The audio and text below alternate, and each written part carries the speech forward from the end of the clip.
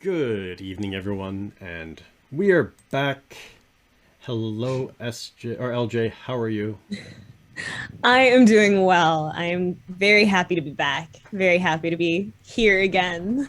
Yes, fantastic. So all I did was just tell people that there was some scheduling issues, and you were off on a bit of a side quest yourself, and now we're back and things are running. And actually, next week we might have to push this by about an hour because my wife is in festival and she may be at a concert. So we'll see how that's going to play out. Yeah. We Yeah. we roll with the flow here. It's all we can do. It's all we Yeah. can do. So, for those of you who don't know and can't read the giant banner at the bottom of the screen, this is After the Night Castlevania, where we break down Season 1, Episode 3 of Castlevania, the Netflix adaptation, Labyrinth. I have to say, I'm truly enjoying going through all of this and having fun with watching, and I've got something in my poking me in the back here.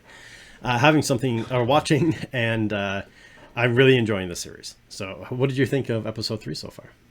I love it. I love this series so much. And this episode makes me very happy for many reasons. And yeah, it's a good episode. It's not my Yeah, favorite episode, but it is a really good one. it was a really good one. It covers a lot of things. It sets a lot of stuff up, Oh yeah. and really shows the divide between church and reality. I guess you could say. Yeah. Yes.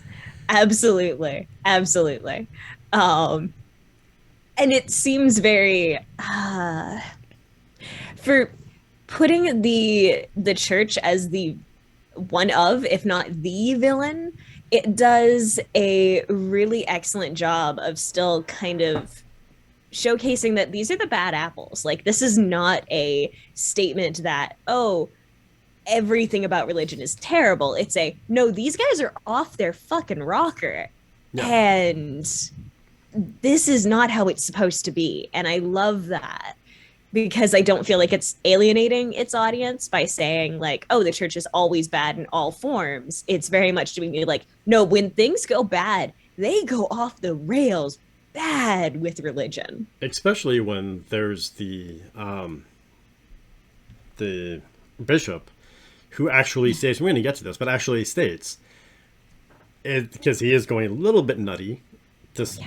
put it mildly, Yeah. that I will be the church. It's like he's Yes. actually power. So this is all being driven by a bishop who is power grabbing the church, which Yeah. is a ridiculous thing to try to take on. Yeah. When he does the, for all intents and purposes, I will be the church. It's like, oh my God, dude. Like, Yeah, no. Thank God, no. yeah, exactly. So that was pretty wild. So this episode is called Labyrinth, and I have to say, there's been so much stuff that I enjoyed about this episode, from the video game throwbacks, again, climbing, like going to the catacombs and climbing up and having to go down this little chute to go in. And it's very video gamey, not exactly something pulled from the video games, but you can kind of envision it from the games. And it had a lot of, for lack of a better term, comic book style artwork in it. The close up on the Yeah. bishop's face, the close ups on the bishop's face, or all the facial close ups, were very much done in a hard lined comic book, kind of those full page images that you would Yeah. get, and really beautifully animated. And when the bishop is going angry and you see going mad and you see his eyebrows, like that quiver they put into it, it's just Yes. gorgeous. It was just beautifully done. It is another one where the artwork is always top notch. Like, the animators did an absolutely amazing job with this series. And it really comes into its own when it has those little details of the facial expressions, because a lot of it is fairly simplistically drawn, but they can really lean into that then with, having the eyebrow quiver and those kinds of things, so that you really get the emotions, as if you're not getting them from the voice actors, who are also all incredible and do an amazing job with it too. Yeah, most definitely. Well, and I think that's the big thing with this, is that we have like you said, the animation for the most part is pretty simplistic. It's beautiful, it's elegantly done, but it's pretty, especially, there's the one scene in this episode where Belmont is talking to the speakers, and he's talking to the elder speaker, and as they're talking, there's a scene where you see the other speakers off to the side, and they're very simplistic drawn, but who they are, you can still identify the different characters, but they do a really good job of kind of blurring out the background so you can focus on the two main, and instead of actually making it blurry, they just kind of dumb down the animation of the background characters. So you're forced to fixate on the two main, unless you're like me and I'm like, oh look, the background characters are different. I focus on them. Yeah. But it's done in not a distracting kind of way. Like, you notice it and then you refocus back generally on the characters you're supposed to be, and it works really well for it. And I like, even in some ways, like, it's a very cost-effective way of doing it. And I love it when you can have pretty cost-effective things so that they can then put that money into really focusing on certain character animations or action scene animation, or over at the voice actors, because voice actors, I have a special place in my heart for voice actors, because I feel like they don't get enough credit. They're kind of like the writers in a show, that they don't get the credit for like what the characters say or how the characters behave and whatnot. You get a lot of the like, oh wow, that was really cool how it was drawn, and like this character said this thing and that's awesome, but people don't really think about this actor is really good, and because they're a really good actor, this character really came to life. And I feel like that's definitely what we have in this show, are just some amazing voice actors and actresses, and everything, nothing gets in the way of any of the performances, which is awesome. Yeah, exactly. It is all so really well done. And Atanshi is talking about Resident Evil being a mess and needing some serious effort for the animation.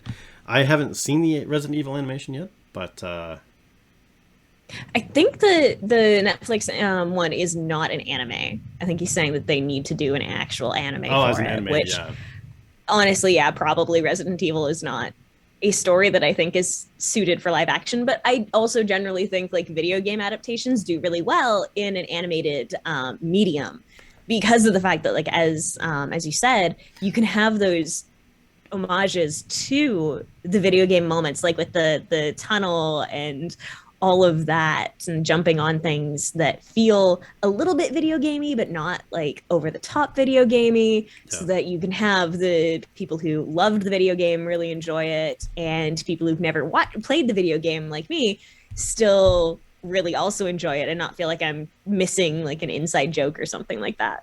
Exactly. But I mean, even if you haven't played the game, you know what the Castlevania, like, people know what that style of game looks like. Yeah.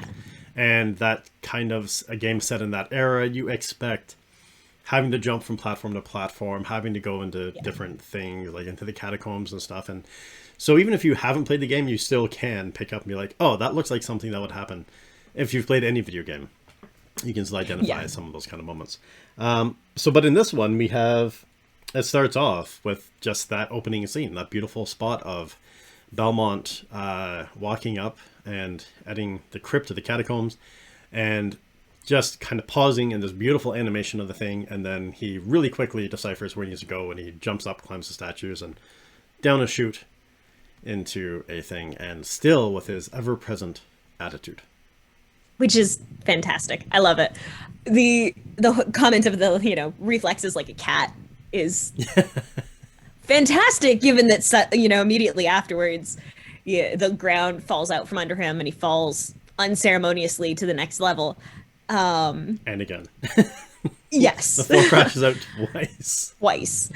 And like, I love it for the comedy of it, but there's a part of me also that does the like, that's like cobblestone stone. It's stone at minimum. It's not soft. You just died. Yeah. Well, that's the thing. And that's where the video game comes into play. Yeah. But that's one of the things. Right? Yeah. One of the things that I did really like is that when he is getting to that point, he lights a torch that has been there presumably for a very long time. And I love that he calls out the oddness of it, of the like, this is freshly oiled. And so you start to get to see this is Trevor Belmont, the monster hunter, not the drunkard that has his bar fights. Yeah. He's starting to get his game on again of the this doesn't make sense. I shouldn't be able to just light this torch. It shouldn't work. But it is. So something's going on. There's more to this than you think. And I love that being called out, since so often it's just like, oh, I've walked into a crypt. I can just light the torch and everything's fine.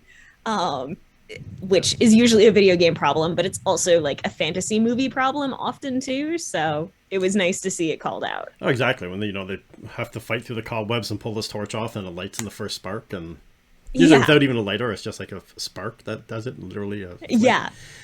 No, that's really well done. And it's also setting the scene for some foreshadowing for things coming down the road, and we do actually get to see Belmont finally at the end of this.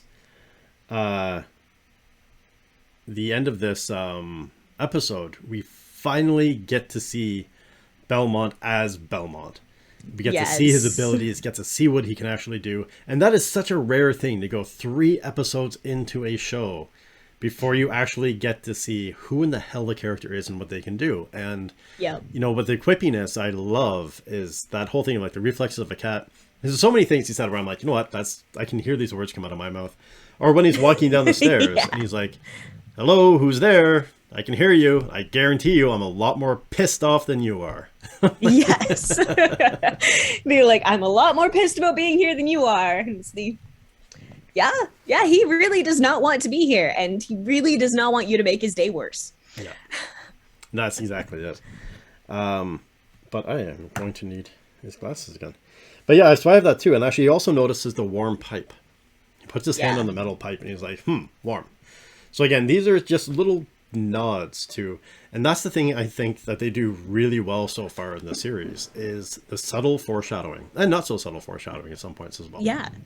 And again, some of it is laid out for you directly as soon as you start, like within the same episode or within a couple of minutes. And some of it, we have to wait for a couple of episodes to see where things land. Where the payoff is. Yeah. So that's really good. But yeah, he falls and he crashes down, and then we see something very strange where there's these electric lights. Yeah. And we've seen them before. Yep. We have seen them before. That For we anyone have. that's paying attention, they're in Dracula's castle. Yep. And we also know, as a bit of foreshadowing, not to ruin it for everybody, but as not so much foreshadowing, but if you remember, Dracula did say that his castle can move. Yep. He travels via his castle, and that's why Lisa was telling him you need to travel like a man. Yep. And just go around doing his thing. So there is just, in this one little brief thing of going through the catacombs of this city and then collapsing through the floors, we have a whole world of possibilities thrown at us. Yes. And it's in such simple writing for that.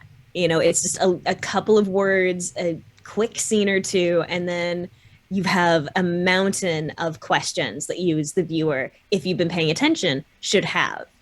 And that's just an expertly done bit of writing. And that's the thing, that exact thing that you just said is, if you're paying attention, the story makes you work. And I've always been an advocate of that. You have to make your readers work. Take them along for the ride, have some fun, but give them something to do along the way. Yeah. It's, I think, a unfortunate aspect in some ways of reading that it is such a passive medium that I think that you as the author in some ways, I don't know if obligation is the right word, it might be a little bit too strong, but I feel that instead of just entertaining, it is a lot more interesting and a lot more fun for everyone if you do make your reader work for it that little bit and give them the satisfaction of being like, I saw that coming, I knew it. Yeah. And that's the thing. I mean, if you make it too hard or too arduous of a task, obviously they're going to flake a little bit on you. But it really is. There's that thing of like, make the reader work. And yeah, I would say maybe perhaps just saying the onus is on the author. You don't have to do it, but you should be there. Like, that is something you should consider. But they even just this, like you said, the subtlety of things. They could have gone so verbose in the writing to set this all up and to tie these things back. but they're just such subtle things and done in character. Because again, like you said, now we see him in Monster Hunter form. So he's not going to sit there and languish and put his hand on the pipe and go, oh, that's warm. It's approximately 38 degrees. And I wonder if, or 98 degrees if you're American. And I wonder if this is like, what is happening here? And these pipes must have been put in through. It's just very simple. His brain is spinning. That's fresh oil. That's a warm pipe. And I just fell through 2 floors. There's something weird. So it's really quick, and you have to be on point coming across with that. And then they even mention in the lore of things, he immediately comes upon stone figures, and we get to meet this beautifully orchestrated or executed Cyclops, who we learn is a stone-eyed Cyclops, because we see it's a Cyclops, and then as he's avoiding this laser beam from the Cyclops eye, he dives behind the pillar, and he actually says, a stone-eyed Cyclops, right from my family's bestiary. Yes, which I love. Even the delivery of that Richard Armitage gives you, because he is so out of breath in that moment, and you get that kind of wide-eyed, oh shit, like this is bad and I have to get my act together moment from him, with him saying the like right out of the family bestiary. Yep. And it is really well done. And one of the things I also like in that scene, like as he walks up to see all of these statues, is the details in the statues. Because we talked about the fact that, you know, often they will make it very simplistic for background stuff. But if you're paying attention, when you look at some of those statues, there is one that is beheaded, and you can see the spine in that neck. Yeah. And it's really, really impactful, again, if you've been paying attention as a viewer, because you should be asking yourself, hold up, this doesn't make sense.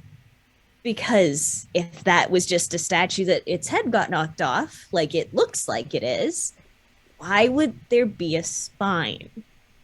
And that is answered fairly quickly when the stone-eyed Cyclops walks out and Trevor does the oh shit. Exactly. And that's, again, the detail they have in there is gorgeous. And it also, for making the reader work, or the viewer work on that, is we immediately, in that one sentence, we immediately know he's out of his league. Because this isn't like, oh shit, I have to fight one of these guys again. The last one almost kicked my ass. This was like, oh shit, this is from the family bestiary. I've not done this before. Yeah. Like, this is like, okay, this is the new challenge. And so that line kind of gives you this thing of like, okay, he's out of his league. He knows technically what to do and how to handle it. But we strongly get the idea that he hasn't handled this particular monster before. Yeah, he hasn't done it before, and there's that, oh god, this is not going to be as simple as I had hoped. You know, he was just doing I'm going to walk down here, kill whatever is down here that killed the speaker, and just grab the corpse and go. This is, you know, easy peasy, relatively speaking. And then it got really complicated really fast. Yeah. And the other thing that I'm talking about details, there is that one thing when he flips behind the pillar and the Cyclops is shooting his gaze, and the corner of his cloak gets captured in the gaze, and he pulls his cloak up, and you can briefly see that it's stone where it got hit, and that crumbles and breaks off, and then there's a new hole on his cape, which also helps explain all of these little ragged tears and holes and stuff, and why his cape looks like a vampire's cape, essentially. Yes. But yeah, so they just, again, it's just a really fast, subtle thing. There's so much payoff in this show for those that are paying attention. Yeah. For those that don't have it on in the background as they're doing something else. Absolutely. Absolutely. And I loved then after, you know, when he tries to kill it, you know, he's stabbed it very expertly, and he just does you're dead. Stop and notice you're dead. And it's you tried. You really tried. Yeah. But you have to do better, because it's not dead. And that's not good enough. You have to be better. And I love the desperation of that kind of line. Like, it's very in character. It's very quippy, but that desperation is just fantastic. They like, you should be dead. How come you're not dead? Yeah. Well, and that's terrifying. Yeah. And it's like, okay, I didn't think I could do it, and I did it. You're dead. No, damn it. Yeah, stop and notice you're dead. Yeah. It's great. That's exactly it. And then there is that beautiful thing where we actually finally get to see him not be rusty with the whip, where the whip comes out, and the animation on that whip really reminded me of great. the illustration style of Todd McFarlane and Greg Capello, where there's this really long, overdrawn, like over lengthened things, and that whip going through the air and then grabbing it, and just whipping it with the blade, just showed the control that he has to be able to take it and then lodge it. Well, not lodge, he leaves it spinning and then he kicks and lodges it. But we really, in that moment, get to see Belmont as the fighter. Yes. And it is beautiful. And as somebody who has had to use whips in the past as a horse person, the amount of practice to get a whip to work with you that well is astounding.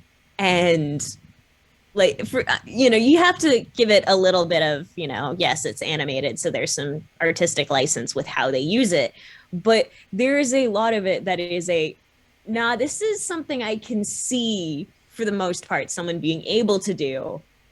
For the most part, there's definitely this is video gamey and this is fantasy action, so you have to cut it some slack. Yeah. But it isn't so over the top that you're feeling like there's no way in hell somebody could use a whip like this. It's very much, it feels very real. It feels very grounded in the way that he moves and in the way that the whip moves and everything. Yeah, it's obvious the illustrators and animators have done a lot of work and research in how things move and how they do things. And there actually is I can't remember the guy's name or the videos. I'll have to find the videos at some point. But there actually is a gentleman alive now who can work a whip like that. Just the stuff that this guy can do. Like, he can use a whip and put out a candle like 150 feet away with just like a snap and using like this as blast of air. It's just, I'm not going to... It's amazing. Like, it's amazing. The accuracy, the pinpoint precision, the accuracy this guy has of being able to grab things with a whip and snap them up. And it's, if I find the video, I'll send it. But yeah, so he does. He ends up stabbing the Cyclops through the eye, and it finally comes crashing down. And then we get that beautiful moment of the speaker dissolving, basically. And again, the stone dissolving. The stone dissolving, yeah, off the speaker. But we get that's the thing. I mean, it is explained, but it doesn't need to be explained. That is one point where I thought, like, oh, well, that's kind of an over-explanation, because he does say later on, well, the only way to stop it is the magic is to kill it. But again, we have this immediate, and this is the point where it kind of fell down a little bit for me, but we have this immediate attitude from the speaker where we get to see her. And we get to see her attitude immediately as well, when her first thing is like, not like, oh, wow, thank God you saved me. It's like, did you climb on me? He's like, well, yeah. Like, that's rude. I love Sypha because she just immediately takes none of Belmont's shit. Yeah. So that's, like, they're going to be a foil and it's going to be beautiful. I love it. Like, just having her immediately do did you climb on me? How dare you? And just calling him out as rude, all of these things. I adore her. Like, so much. So much. She's just so sass and so wonderful for it. Yeah, she's the perfect foil to go against with him. Like this, the way they play off each other is gorgeous. One thing that did stick out to me, though, is he states to her that because he explains the Cyclops magic, and then the only way to stop it is by killing the Cyclops, and then everyone, like, the spells are broken and that kind of stuff. And he says he turns you to stone and then feeds off of your terror and fear while you are trapped inside your own body. Mm-hmm. So if that's the case, and the Cyclops is sitting there feeding off of her terror and fear and all this other stuff that's going on, when the magic spell ends, don't you think that she would come out, like, screaming? Because she's just been trapped in this horrific thing of being terrified and all that stuff. And instead she comes out and she's like, dude, did you climb on me? Like, it just felt like there should have been a moment of, like, recalibration for her. Like, even if it was, like, a brief second to recalibrate. I mean, to be fair, the throw up, the vomit might have been that moment of recalibrating. She did vomit as well. That's true, actually. Yeah. So that could have been coming back. And I wonder how much would be necessarily even remembered. Whether or not, like, once the spell breaks, if it's just you're back to what you were. Yeah. If there's any memory of that. We need the bestiary. Yeah, basically. Yeah. It's the okay, Netflix. I want the Belmont family bestiary printed and Exactly. put out. Thank you very If much. it's not already, there's got to I'm be. sure If there. someone in chat Yeah, knows, let us know. Is there yeah. already the Belmont or the Castlevania bestiary? It's There's such gotta an be. expansive thing. There's got to be something out there already. So it You might be would something hope. worth picking up. But yes, we meet Sypha, and so, and again we have that character of Belmont where he's talking to her and kind of puts her in her place, and she's like, "I'm Sypha," and he's like, "I don't care." Yeah. Like, just, Uh, I saved you. Shut up. I don't care. And that other moment too, where he's like, "I really wish you speakers would stop doing that. Doing what? Dressing women as men." And then her very not getting offended or defensive or anything like that. Just very simply, it's safer when we travel. How do you yeah. argue with that logic? No. And I do love that. It is very much her doing the like, this is just safe. So deal. Yeah. Um and yeah, I appreciate too her dedication because she's very much doing the like, no, we need to just finish what I was working on. Which to me is why I kind of feel like there's a certain amount of you don't remember what happened while you were while you were stone because she is so much very she gets right away into the okay, well I was on a job, like I have a mission to complete, I would like to go do it. And then him doing the your mission, there is no mission. Yeah. This is just a thing to catch silly speakers and have a good chuckle at their naivety. So Exactly. I enjoy all of their dialogue. Yeah. And Hello, Kitty Rin. Welcome, welcome. But that's it. And again, like they just the banter that they have with each other, and the fact that there's a line that she has also later on that kind of surprised me a little bit. When we're gonna obviously we're gonna come up to this, but seeing how we're talking about their attitude and how they play with each other now, when he leaves the speakers, and he's like, "I'm gonna go try to find some beer," and her response is, "Well, I can piss in a bucket and tell him it's beer." I love that. What? I love how much she dislikes him because he's rude. Yeah. Like I think it's the Hannibal fan in me that just immediately does the like I feel you on this, girl. Like I agree, he is rude. You pee in a bucket and tell him it's beer. And it's the would he notice? How quickly would he notice? Yeah, exactly. Like that was a pretty good line. Yes. But then we also see the others freed. And I love the fact that they didn't just free her, and because I find the pacing, not only in the story and the dialogue, but the pacing in the animation is fantastic. They could have very easily had the stone dissolve off of her, they have their little spat with each other, and then they leave. But before he's like, you know what? I'm going to take you back to your grandfather, and then you can come back and kill yourself down here again. But I told him I'm going to bring you back alive, so I'm going to bring you back alive. And that's what we're going to do. And then that's the actual part of that, though, where instead of just saying, okay, we're leaving and cut scene, it lingers. And we get to watch the spell break off of some of the other statues. And then that's where we see the spine. Like that whole scene was just fantastic. Beautiful. Grotesque, but fantastic. But not as grotesque as they have been. Like that was actually kind Yes. of, they could have really gone Quentin Tarantino and splatter Yeah. blood coming out. It was tasteful grotesque. It was. Hannibal fan, does that mean you judge people on taste? Do you not? Absolutely. Totally judge people on taste. But And I'm going to just leave it at that. exactly. You Who can doesn't judge interpret people that on as you taste? will. But then we have the Belmont saying that, this is a booby trapped treasure for, like you said, for the naive speakers coming through. Yep. And so he knows that there is something to do with this. That, like, again, I don't know if it's his experience or his wisdom or his foresight or whatever it is, but basically he knows that there's something weird with this. Well, Like, he there's- mentions later when he drops her off that it looks like the inside of Dracula's castle because it's what his grandfather's notes said from being there. And I think he even drops the name of his grandfather, but I don't remember, because as someone who hasn't played the games, like the name doesn't matter to me.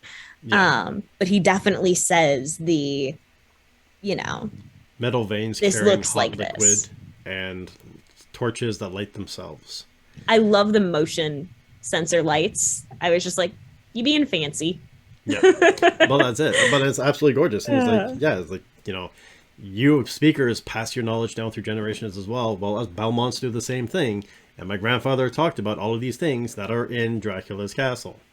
So that's kind of like, the demon creatures are here, and Dracula's castle seems to be here, or something very similar to it seems to be here. This is a lot bigger of a thing than you realize. Yeah. So they maybe don't go after the sleeping soldier that you're hoping is some kind of messiah, because it's not. Yeah, but that's the thing that I actually like with this, is the fact that we have the different perspectives, where she's like, Belmont's response is, this is just a booby-trapped system to trap people that are too curious, or, silly seekers that are coming down to look for things, to look under this. This whole thing is just a trap. And that's why the Cyclops is down there. And then her spin on it is, well, what about the fact that could actually be, this is a real thing, and the Cyclops is down there to guard everything. Yeah. So we do have the two, like the aspirational and the more realistic, like, no, you're being stupid. We have the pessimist and the optimist, and I love that it is that way, given the fact that neither one of them are your typical pessimist or optimist. Or at least I should say, Sypha does not come off as the typical optimist. She just has hope. Yeah, I actually heard something the other day, and she kind of strikes me as being that, where it said everyone talks about whether or not the glass is half full or half empty, and no one talks about the fact that the glass can be refilled. Yeah. And Sypha kind of takes me as that, where it's like, it doesn't matter if it's half empty or if it's half full, whatever, we're going to refill it. Yeah. We're going to go off, or we're going to do it. And that's it, right? Yeah, that definitely seems very, very Sypha. Yeah. It's, You've a head cannon that automatic torches is how Filch and HP knows there is someone about. There we go. That works. Probably. Yeah. But then Belmont leaves that, and then he runs into the bishop's men. Yeah, and then he runs into the priest, and again, the glass is full, half fluid and half gas. Then there's the realist. Also accurate. Us all. Yeah. But I love this because, again, like these first couple episodes, or these last two episodes really, have been the opening of the hero's journey for Belmont, kind of stretched awkwardly. Not awkward, it works really well, but it's, like I said, we've talked about, they've broken the rules of writing, because they've taken his hero's journey section of this and really elongated it like an elastic, and everything else is still working around it. Everything else is still kind of going on par, but broken up and done differently and altered. But in this, because then here we finally, halfway through this episode, we see what he can really do, almost. There's still more tricks up his sleeve, but we get to see him as a true fighter and see that he can take on this massive Cyclops and all the other stuff he's done in the past. And now all of his abilities mean jack, because he walks out, there's the two priests that are behind him, he turns around, and there is a horde of priests with bow and arrows drawn at him, and he immediately is like, yeah, I'm screwed. I really can't do anything to get out of this. So we can see a quick juxtaposition of, this is who he is, this is how he can fight, and this is how none of that matters in this instance. Yep, exactly. And it is really excellent to see. He also picks his battles. He doesn't just decide, oh, I have been ambushed now by the bishop's men and I have to fight my way out of this. It's I have been ambushed by the bishop's men. There's a lot of them, and I'm going to be a smartass, but that's about it. His comment of is something along the lines of if you're trying to intimidate me, you need to have a lot more men, or something along those lines of I'm not afraid because there's just a bunch of you. Yeah. So, and then I loved his comment too about the fact that's I've been excommunicated, so if the church catches fire when I go into it because the bishop wants to see me, That's not my fault. Just saying. Yeah, exactly. Which is very amusing. It is. One thing I wanted to note too, though, is before he steps out and meets up with the priest, he's talking to the speakers, and because this is an important thing, and they break their oath because they promise him, if you go down to the crypts and get the other speaker, we will leave by nightfall. So he comes back with her, Yep. and he's like, "All right, you're gonna leave." Like, "Well, no, we're gonna stay." And he's like, you promised. B, you're stupid." And Yes. this is where Sypha stands up and she's like, "Well, no, we're here and we're here to fight and we're here to take care of people and we're here to do what we're supposed to do." And he just says, "You're all going to die." And then she's like, "Well, no, we're here because this is what we're here for." Is there actually is a line where the speaker says,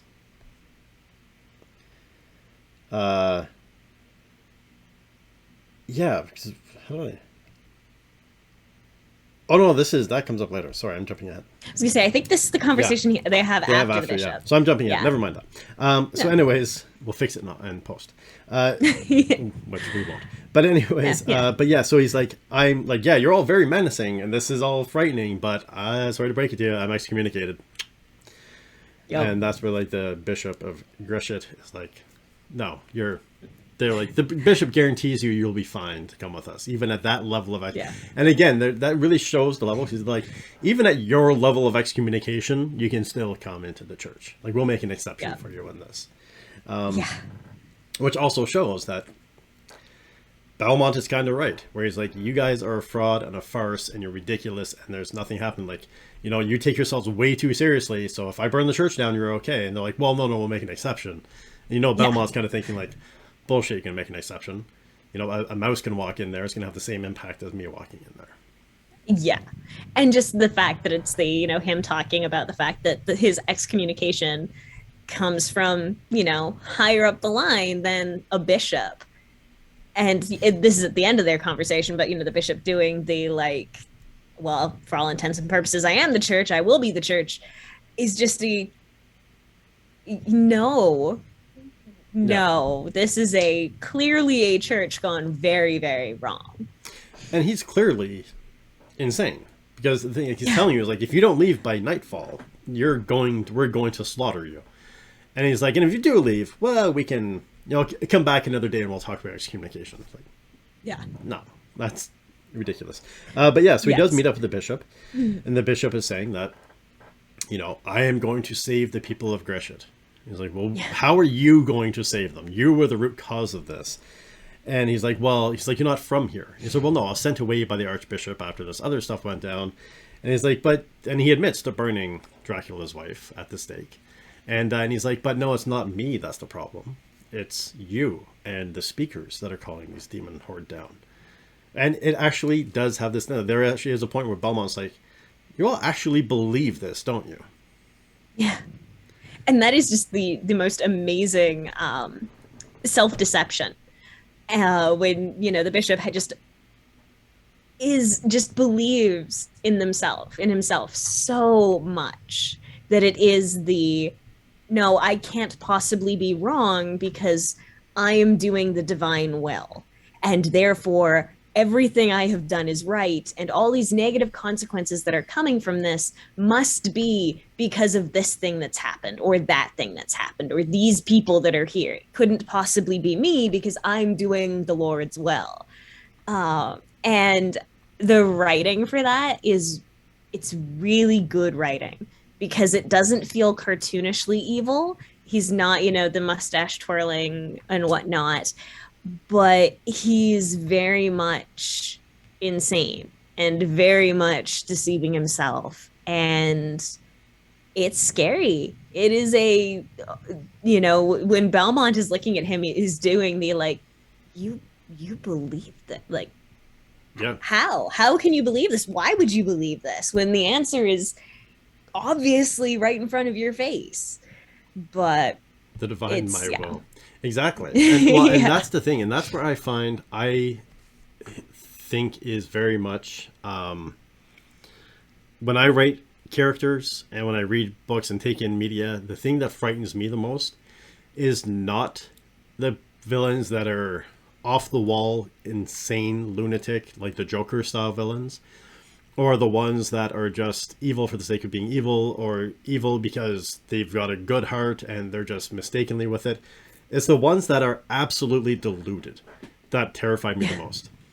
The ones that no matter what you show to them, no matter what you do, no matter what you say, they are off in another land. And like mentally, and they fully believe like this. Like, to me, this bishop is far more terrifying than Dracula, because people that have that level of absolute faith and belief in themselves and in the delusion that they're running cannot be stopped and will do whatever they feel they need to do to achieve their end game. It's that level of indoctrination that is just terrifying, whether it's a self-indoctrination or from somebody else. And yeah, they are very frightening villains. They are the ones that I find, I don't enjoy them as much as some of the other villains that are very just evil and not this level of in like deluded. You know, I love Sauron, I love Palpatine. Like, these are all just very evil villains that are just enjoyable, or, you know, these guys all back here. But the bishop is definitely that style of character that you see people do, you know, people who are just, you know, it's like the conspiracy theory people, you know, people who are so deluded but believe in it so much that everything you show them just either confirms the belief or is a lie, which in turn then confirms the belief. Exactly. And everything that happens just confirms the bishop's belief that burning the witch was the good thing, that she was a witch, therefore she had to be burned. You know, there's speakers here, therefore it doesn't matter that the demons came first, the speakers are the problem. There's a Belmont here, well, that must be the problem. It's never a, hey, you burned an innocent woman at the stake and she was Dracula's wife and you're fucked because you did this. Yeah. And having no personal accountability. And I think that's actually, now, you know, digging into it, the lack of personal accountability is the terrifying thing. Yeah, and that's the thing, that there's no reason, there's no logic behind any of it. Because even in this thing, like Belmont even says, where he's like, because the bishop says to him, you brought this upon us. Your family brought this upon us. You were in league with the darkness. He's like, we were killing the darkness. We were hunting. We were demon hunters. You say you're the church. You say that you stand for good. We were out there killing these things, hunting these things, because we're the only ones powerful enough to do that. And you stopped us because you said it wasn't natural. And now all the shit is coming down and you're saying that it's our fault? Yeah. How does this factor in? And like, there's no logic behind this at all. And then I love the fact that the bishop even says, he's like, you know what? I want you gone by the end of day. And if you leave, you'll be fine. And which obviously you can't believe. But he's like, no matter the crimes of your family, no matter the crimes that you've done, no matter what you did to my men here, no matter the fact that you brought Dracula down upon us, you will still walk freely if you leave right now. Yeah. And it is, again, really good writing to have the back and forth that there is, because you see Belmont doing this guy's deluded. There's nothing I can do that's going to change what's happening. He's insane. But it also really goes to show, again, Belmont's character and why he is the way that he is. So in one conversation, you get more about why Trevor is so jaded about everything that happens. You know, it helps explain all of his behavior from episode 2. Wow. Okay. Yeah. So from the previous episode through this one and onward, that is his family has been persecuted for helping people. It's really hard to not get jaded after that's what happens, unless you're a speaker like Sypha, who just, you know. Exactly. And especially if you're the last remaining Belmont that's there. And the thing I like about this too is that as cocky as he is, as full of himself as he is with this stuff, And as much jaded and hatred that he carries about him, he's still polite to everybody. Like, he's a dick. Don't get me wrong. He really is a dick to people. He's like, I don't care if you never die. Like, I don't care. But there's this thing, like when he first runs into the priest in the last episode in the alleyway, it's not, he doesn't go off in this tirade of like, I freaking hate priests and you're all bastards and you did this and you did that, whatever, and teeing off on them all. He's just like, I don't like priests. Like, I really don't like priests at the best of days. And this is not one of those days. So walk away while you still can. Yeah. And so there's still that level of decorum, that level of politeness where he's like a bit of a dick to everybody, does his own thing, but he's not going to go off in these rabid tirades and start screaming, hollering at everyone and stuff like that. It's just like, I'm telling you like it is. Take it or don't. But if you don't, it's not going to end well for you. I promise you that much.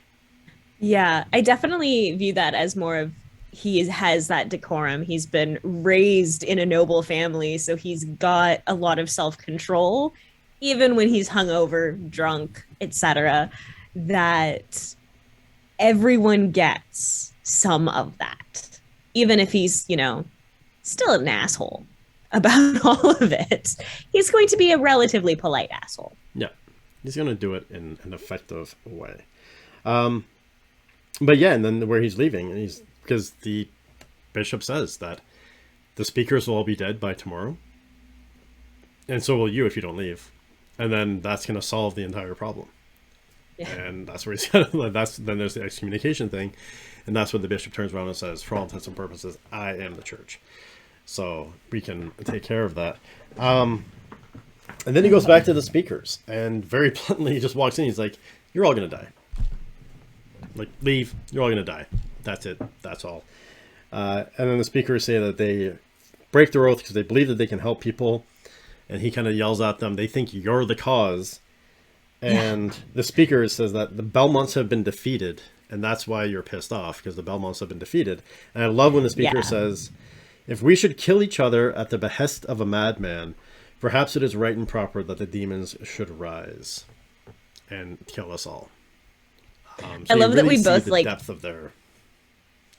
I love that we both picked different sections for quotes from that, because I love that one. But the one that resonated with me was when Trevor did the, "Are you calling me a coward?" And he did the, "No, I'm calling you defeated." And I loved that, because that is the, I have set a fire under your ass by calling you out. Of the, no, you're not a coward, you're just beat. Yep. That's just it. And having Trevor then getting to do the, damn it, no, I am not defeated.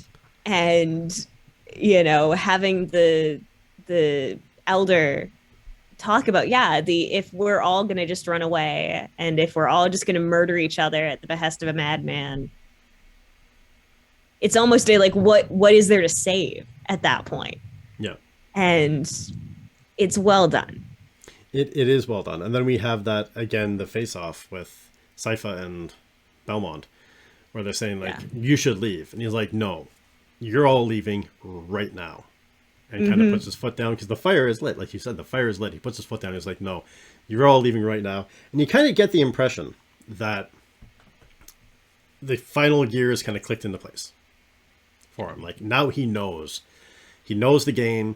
He knows the score. He knows what's at risk. And he has a plan formulated that he's going to move forward with. And then they do that beautiful scene of having the townsfolk move in with the priest guiding them to go through for the program to attack. And I love the fact that I don't know if I'm picking up the symbolism right or not, but there was 3 men in the crowd with curved scythes. They're like in the shape of a C. One was red. The one in the middle was red and looked very similar to the shape of the Castlevania C. Ooh. So I don't know if that was, because they're Castlevania and this is it's red as well in the normal thing. So I wonder if that was like a kind of a Castlevania. Could have been a little Easter egg. Yeah. But they have that, and then they move in to attack. And then they finally get to the place where the speakers are. and they break down the door. Which again, that was another thing for me, where they using an axe and a hammer to smash the door down, and then just for the final blast, where you're about to go in and slaughter a group of people, the dude throws the axe away and then kicks it in with his foot. I'm like, do you not think you need that? Like, is that not going to come in handy at like 0.3 of a second after you kick that door down? Yeah, it's the like, dude, you need that. You needed that. But I think that kind of plays into the blood rage and the lack of thinking, like the fact that it's like mob mentality. Of like, I want to be the big hero. I want to kick it in, and not thinking like, oh, I could be landing myself in a whole pile of fire right now by throwing away my weapon. So the logic isn't there. The thinking isn't there. They're pure mob mentality going to attack a group of innocent people. Yeah, I think they made it quite clear, quite beautifully clear, that it's the no, we have stirred up the people and they're just going to attack these people and kill them. And it's just a mob, and it is going to be bloody and awful. And then it's great because they get the door open and it's just Trevor. Yep. That's it. Just Belmont. And then we see that he's moved the speakers into the catacombs. I love that when, again, Sypha is so young, and she's the youngest of them all from appearances, and she's the bravest of them all, because there's that one that's like, she's just been down in the catacombs doing all this stuff. She faced off against the Cyclops, got turned to stone, got saved, got rescued, all this other stuff has happened, and then there's the one standing like, I think I just saw it move. It's a little like... Well, and it's such a good like way to relieve the tension. Like it helps so much with the like, it's super serious, and then you get this little bit of comedy, and then it goes back to being super serious again. But just that moment of the, I swear it moved. This is just fantastic. And that's where we talk about pacing. The pacing, a drop in pacing doesn't have to be a long drawn out scene, a long thing. It can really be just a quick blip to break the tension, break the ice, and then come back to what's happening. And they do that really well. Yeah, this series in general is really good to kind of show you the economy of pacing, the economy of your word choices, so that you are using the most impactful words, you're using the most impactful pacing to get things done efficiently, which I would argue you should be efficient in your storytelling, because you can still have, interesting stories, and you can still have really cool details and whatnot, but you shouldn't waste your audience's time, whether it's your reader or, an audience like yours. Don't waste people's time. Tell your story. And this is an excellent way of showing that you can tell an amazing story in short, like just these little well-chosen moments. Yeah, exactly. And that's really well said. But then we have Belmont, like you said, they step in, and there's Belmont facing off against this 3 priests that come in. He gets slapped in the face twice, and like, what are you hoping to achieve? And he's like, nothing. I'm not here to achieve anything. I'm just here. But it's nice because this is where we finally get to see Trevor Belmont. Yeah. The cloak comes off, his regalia. My first two viewings, I didn't notice, but the red cross on his chest that's bolted in are actually axes. They go up red handles, and if you look, it's actually an axe head that goes and hooks back across on his chest. Interesting. So it's not actual like physical axe, but like it's in like leather embroidered axe kind of thing stitched onto his tunic. And so we get to see the like, just because we talked about before about how he's kind of drunk and haggard, but he's still kind of defending his legacy. He's still to himself. He's still defending himself. And then this comes off, and we see like the tunic is pristine, his clothing is pristine, the whip is coiled perfectly, his blades are all like, everything is. He is still perfect. A Belmont. Yep. And then he rains all hell upon them in an ingenious method of doing it. Like, that was the thing that I love, the fact that he drops down, throws the blades, and doesn't kill, but maims and like incapacitates all of them, except for the main priest, who he drives his throat, arm against his neck, drives him out and pins him to the ground by his throat, and collapses the building. Like, it is such a beautiful, like, plan that just was and executed so quickly, And that's where we actually do get to see Trevor Belmont step into play and be like, this is who this man is. Yeah. And the thing that I'd like too is that he does a very good job of not taking out civilians that haven't directly threatened him. Like he's very much doing I would like to escape, and I'm going to try escaping in the way that saves as many people as possible. Because he doesn't kill civilians. Yeah. He's just trying to escape and would like everyone to get the hell out of his way. And it's a really well done bit. It's beautifully done. And the thing that I like about this, as for someone who hasn't played the game, when you are playing the game, you do have this opportunity. You have your whip, and the whip gets longer and longer and has different powers as you. This has 3 levels to your whip as it upgrades. But then you can also get other special abilities, other special weapons that you can use going through. One of them being a dagger, one of them being an axe, another one being a cross that you can throw, a bottle of holy water, and something that stops time. Like a clock. I like time stopping. That pauses time momentarily. Which you can almost take as his bluff and blunder of delay tactics, of pausing things there. But in this, when he's fighting the Cyclops, he throws the blade, it doesn't work, then he takes his whip, pulls it back, snaps it back, and hits the Cyclops with it. And again in this scene, someone is about to throw an axe, and he grabs with his whip and flings it and whips it up through the air and hits the rope to knock the cross down. And so in this one episode, we get to see most of his weapons. And the other thing too is you have a cross that you can throw. It's kind of a cross. It's more like an X, and kind of a cross that you can throw to attack things. And then he uses the axe to cut the cross down that slams down. So it's not quite the same thing, but it kind of symbolizes. So in this one moment, we get all of the different weapons that you kind of get in Castlevania and his armory, and the throwing, like obviously the throwing knives in this scene. That's fantastic. Yeah. And they do a very good job of not alienating the viewer, whether they're a gamer or not. And I love that. And it is I think my favorite adaptation of a video game, because of the fact that they just do so much to honor the source material and tell a good story. Yeah, because I've seen with the World of Warcraft and with other video game adaptations where it's an enjoyable storyline, but if you haven't played the game, you feel a little bit isolated, or a little bit left out, being like, oh, I think I would enjoy this more had I actually played this game. And with this, that's not the case at all. It's just a really well done, awesomely told story. And if you played the game, there's some little things like, oh, they included that. And it's not this like, it's they've handled it very, very well. Yeah. But then that's just that. But again, that fight scene, was so beautifully done, and the trap that he set, you couldn't really see it.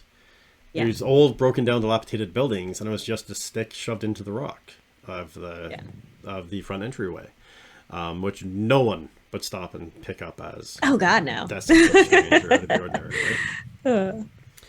So again, it's using what the materials you have around you to do this, and thus far, except for Dracula, there's been nothing fantastical about this. This is all just someone really skilled with weapons and planning and orchestrating attacks.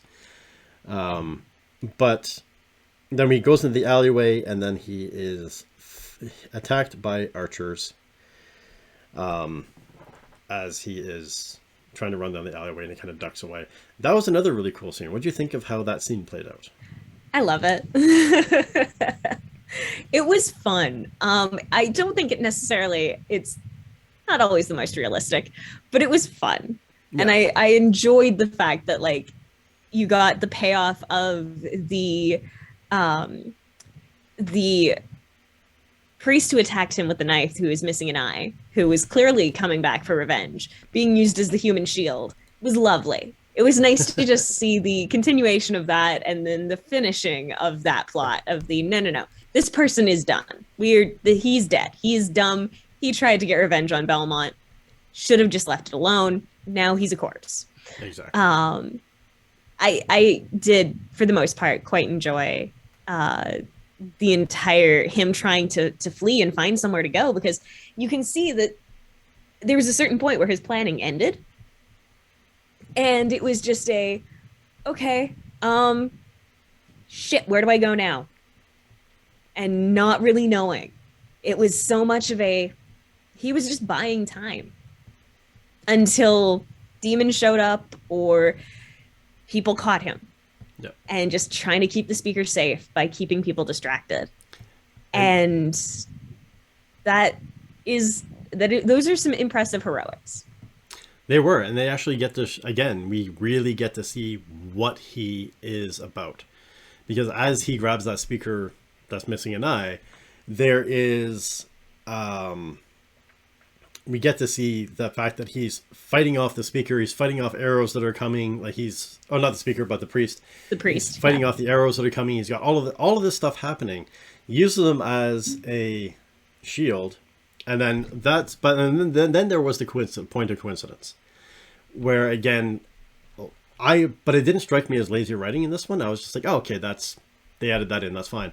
But that's where he throws the pike, or throws the spear, hits one of the archers, who then in turn spins, looses the arrow, and shoots the other archer.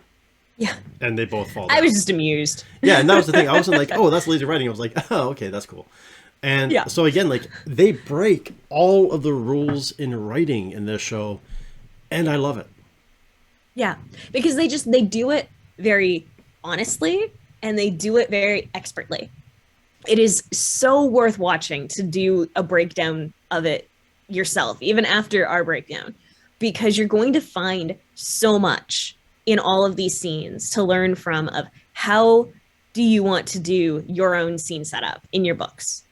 Because that's the thing, is like all of these moments are really applicable to if you were writing them. You know, it's you get to sit there and figure out, okay, how would you want to write a scene like this so that you get that same moment of, that was really lucky, but I don't feel cheated. Yeah. And that's hard to do. But this is an excellent example of that, partly because it is just quick. They don't really linger on it for too long. Well, I think it's also one of those things that they've set his character up so well, possibly with this slow burn that we have coming up to this point, that there's not this thing of like, oh, well, he just got saved because the other archer happened to hit the one archer and came down. It was like, okay, that just saves him a step. Yeah. Like, he would have, that archer was already dead. He just didn't realize it yet. And it was, whether or not that happened, he was still going to die. Yeah. So it wasn't like, oh, that was a cheap way to have him win. It was like, no, he's already won. And I think that's why it fit. But yeah, and that's the thing. These fight scenes really go to show that you have to plan. And this is where it comes down for me again to outlining. You have to plan your fight scenes. You have to plan how things like this play out. You have to put your hero in, or anti-hero, in believable danger and believable risk of like, crap, how is he going to get out of this? And that was the thing too, like the whole thing with the bishop. He was in a good deal of danger where there was a very good chance he wasn't walking away from that. And the reason why he walked away from that is because the bishop let him. Yes. Right? Had the bishop snapped his fingers and brought all those archers back in and all those people back in, that probably would have been the end of Belmont. But in this instance, he was let to walk away. So you can have these moments of like, oh shit, how is this hero going to get away from it? Oh, he's going to walk away. Okay, you can have that happen once in a while. Not everything has to be a massive battle, but you do have to put them in these situations where, you know, you can't have a fight where it's just a fight scene where the two people face off against each other and the hero wins after win after win after win after win, gets a cut, win after win. You need to have these things where there is actual real tension involved and wondering, and that comes from orchestrating and planning out your fight scene. And knowing the strengths of your characters. Belmont is not a soldier. He's a monster hunter. So where is he going to be? Where is he going to excel? And he's not going to excel on a flat plane with, you know, no preparation versus 10 men that are all heavily armed and ready to kill him. But put him in an alleyway with a lot of obstacles, a lot of different levels, and the ability to control some points of the situation. And he's going to do amazing. And it feels right for the character because it wouldn't feel right. You'd have to have a lot of bullshit for him to win on a level, on a field of battle 1v10. Yeah. That's when you just have the bullshit of the, oh, well, we'll attack you one at a time. And don't do that because that's dumb. So having it be a no, this is now in his chosen turf. Because again, at the end of this episode, when he ends up in the square, he does have oh shit, I'm surrounded and I'm done. There's nothing more that I can do. Yeah. Whereas the alley, he was in control. As you said, like the archer just didn't know he was dead yet. Yeah, that's it. And this does come down, again, like it's rare for me to praise a Disney movie, but the Pirates of the Caribbean franchise did that really well. Like with Captain Jack Sparrow, he was a bumbling, useless kind of goofball, but he was very intelligent and always lining things up and setting things up and always thinking 5 steps ahead of everybody else. And that's how he bumbled his way through things. And that's what I feel that they've done with this with Belmont, where if he's drunk, he's bumbling, but he's still so good, he can still squeak through things. And when he's on, and he is yes. 10 steps ahead of everybody else. And he knows what's going on until he isn't. And that's the thing I like about this, is that they actually have the until he isn't. Yeah. And then he is just in great danger. And how is this going to work out for him? Because at the end of this episode, we see the demon horde move in. And yep. And it's wonderful. That's it. Like we see what's coming. And it's amazing to see. But they do so well with dealing with human trauma, dealing with human reactions to things, with, being attacked and just trying to grasp on to, even if it's illogical, what makes the most sense to you in that traumatized moment of desperation. And, so it doesn't make sense. Like, the people know that Dracula's wife was killed. They know that Dracula has sent this thing. They know the church burned Dracula's wife at the stake. And they're still like, oh, it's the speakers. Oh, okay, let's go after them. Yeah. Right? Because that's the easiest way out. And so often people want the easy way out. They want to be told what to do. They want to have that happen. So having a mob go after the scapegoat is very believable. And having them then go after Belmont is all very believable because it's fear. And being able to control fear is hugely powerful, as the bishop found out and uses often. So that's what I found they did really well with this, is the church controlling the masses through fear. Yeah. And that was something that I've got friends of a variety of different faiths, and I was having a long conversation with a Muslim friend of mine, and we're talking about the origins of faith and things like that. And I said, it's so much easier, especially back in the olden days, to control people that are uneducated, that can't read, that haven't gone to school, that are just farmers, that are village folk, that are simple folk, that just want someone to tell them what they need to do to lead a good life, and then they're going to do that and go forward with it. But for example, in the Muslim faith, it's you must wear shoes when you go to the washroom. You can't go into the washroom barefoot. And I said, it's just using that as an example. It is so much easier, rather than say, listen, we realized you get sick and there's parasites that are on the ground from dirt and offal and stuff like that can get into your bloodstream and can make you sick, and you can get worms and you can die and all these other infections and stuff that are going to come from it. And then you've got a ton of people who are uneducated and can't read saying, but why? But how? What do you mean? Well, what is this? What is that? It's so much easier to just say, that person in the sky that's been watching over you and has helped you lead a life that's good to this point, they said you have to wear shoes when you go to the washroom. Oh, okay.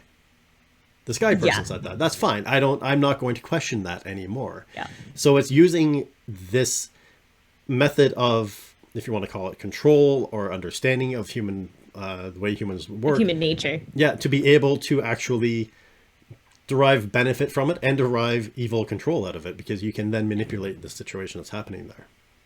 Yeah, exactly.